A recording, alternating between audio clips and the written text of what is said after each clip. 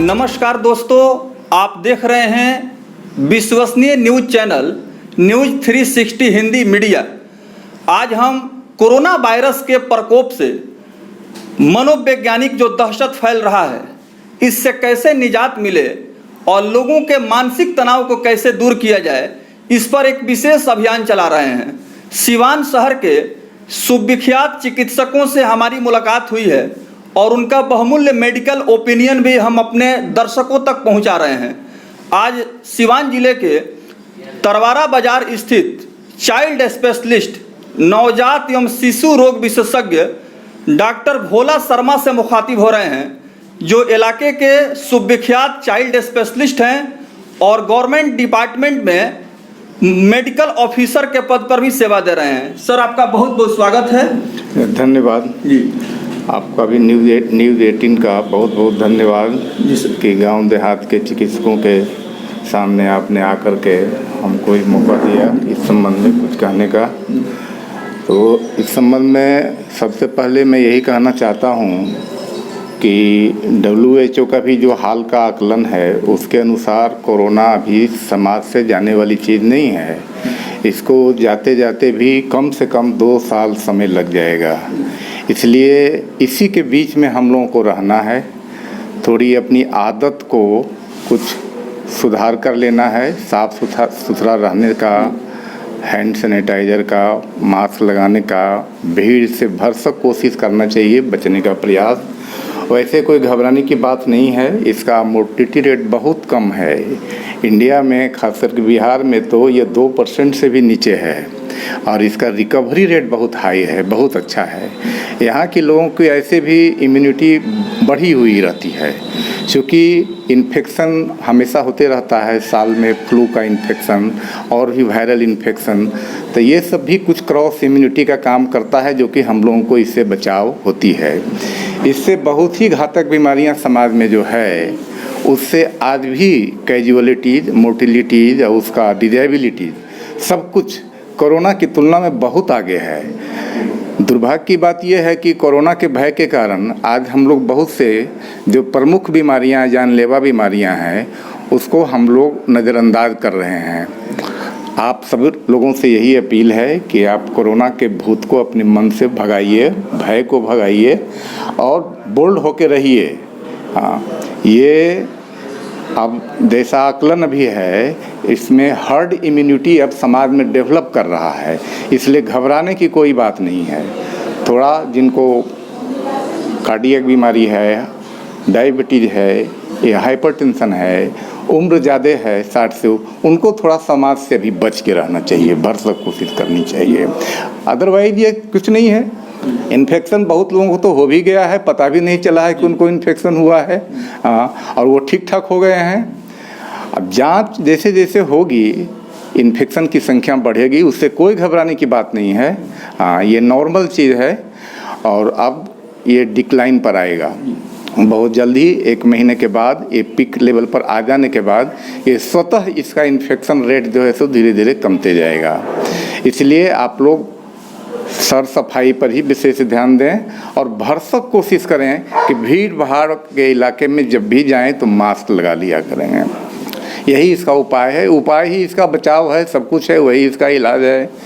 और तो इसकी कोई अभी तक निश्चित दवा मिल नहीं पाई है, तत्काल अभी उम्मीद भी नहीं है। वैक्सीन एक होप है, वैक्सीन आ जाने के बाद वो जो 2 साल WHO का आकलन है, उस समय और पहले भी ख़त्म होगा। इसके लिए जी, कोरोना वैक्सीन को लेकर के लगातार चर्चाएं हो रही हैं और रूस ने तो ये दावा किया है कि कोरोना वायरस का वैक्सीन रूस ने तैयार कर लिया है। सच्चाई क्या है?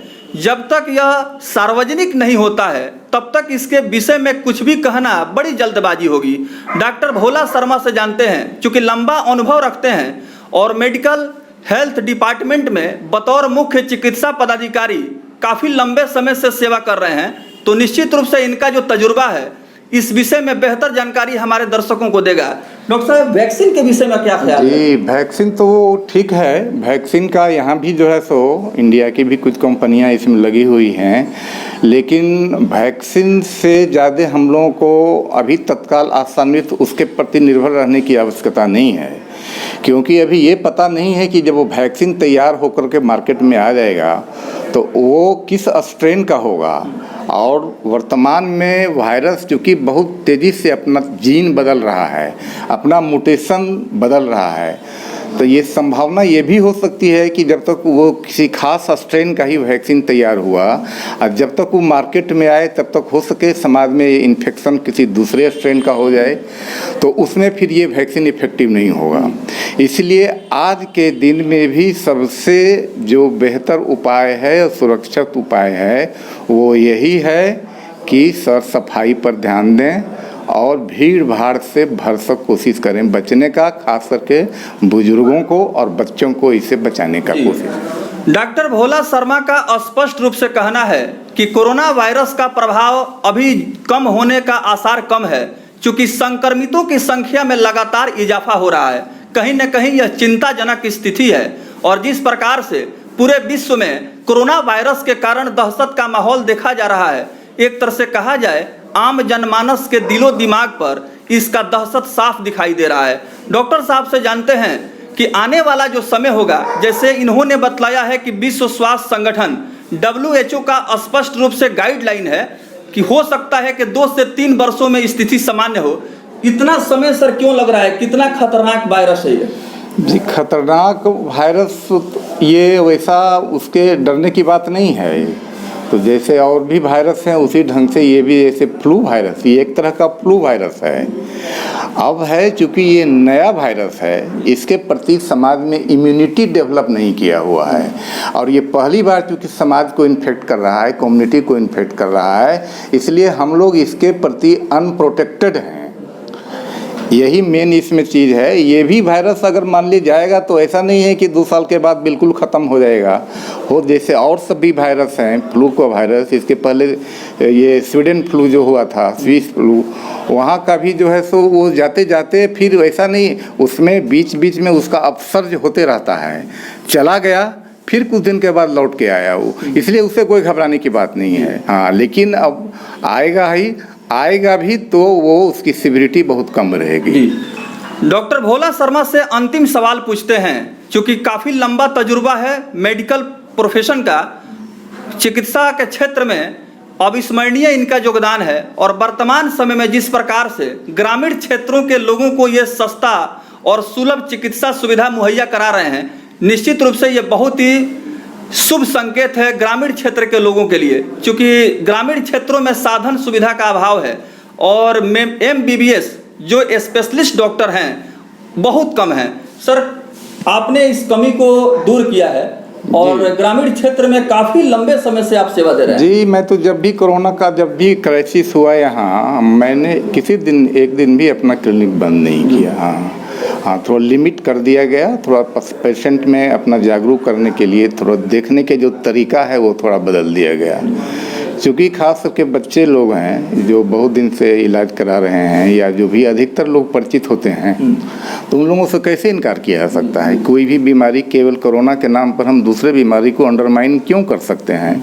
कोरोना से तो जो कुछ होगा सो होगा, लेकिन किसी बीमारी से तात्कालिक तो जो हानि अगर हो रही है संभावित, तो उसके लिए आया है तो मेरा कर्तव्य बनता है, फर्ज बनता है, यही मेरा धर्म भी है। इसलिए मैंने आज तक एक दिन भी क्लिनिक बंद नहीं किया हूँ। जो भी अपनी सेवा होता है तो मैं दे रहा हूँ और देते भी रहूँगा। सर, शिशु रोग विशेषज्ञ के रूप में आपकी पहचान है और आपकी जो योग्यता है मेडिकल की वो चाइल्ड स्पेशलिस्ट की है। आप बतलाएं कैसे नवजात शिशुओं का हिफाजत किया जाए और इस संक्रमण से बचाव कैसे हो, इसके विषय में बताएं। जी, अभी तो मैं यही कहूँगा कि नवजात शिशुओं के लिए जो सरकार के तरफ से इम्यूनाइजेशन का जो स्कीम चला हुआ है और जो प्रत्येक आंगनवाड़ी केंद्र में, स्वास्थ्य उपकेंद्र में सब जगह जो दिया रहा है, उसको आप लोग मिस मत कीजिए।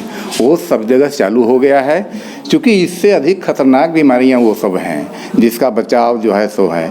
और अब महंगी वैक्सीन भी, जैसे निमोकोकल वैक्सीन, हिब, ये सब जो सरकार के द्वारा मुफ्त में प्रदान किया जा रहा है, वो तो आप लोगों से आग्रह यही है कि कोरोना के भय के कारण अपने बच्चों को वो जो आवश्यक बीमारियां, जानलेवा बीमारियां हैं, उससे बचाव के लिए वंचित नहीं करें और अपने स्वास्थ्य केंद्र में, आंगनवाड़ी केंद्र में बुध के बुध प्रत्येक दिन होता है, उसमें भाग लें, अवश्य भाग लें। और गर्भवती माताओं को जो पीएचसी में सुविधा दी जाती है उसका लाभ उठावें। आज हमारे साथ बातचीत कर रहे थे तरवारा बाजार स्थित नवजात एवं शिशु रोग विशेषज्ञ चाइल्ड स्पेशलिस्ट डॉक्टर भोला शर्मा, जो कोरोना वायरस के दहशत के बारे में और कोरोना संक्रमण के विषय में विस्तार से हमारे दर्शकों को बतला रहे थे। उम्मीद करते हैं कि जो भी दर्शक व्यूअर्स हमारे इस प्रोग्राम को देख रहे हैं, सुन रहे हैं, निश्चित रूप से डॉक्टर साहब के द्वारा दिए गए बहुमूल्य मेडिकल सुझाव से लाभान्वित होंगे और समाज में नई जागृति पैदा होगी, जिससे कोरोना वायरस के खिलाफ लड़ाई में हम सफल रहेंगे और इस वायरस पर हमें विजय प्राप्त होगी। सर, आप हमसे जुड़े, आपने बहुत ही अपना बहुमूल्य समय दिया। बहुत बहुत धन्यवाद आपको कि आपने जो है वो गांव देहात में आकर के इस समस्या के समाधान के बारे में जो भी वो अपना प्रयास किए। हाँ, इसके लिए आपको मैं फिर एक बार बहुत बहुत धन्यवाद देता हूँ।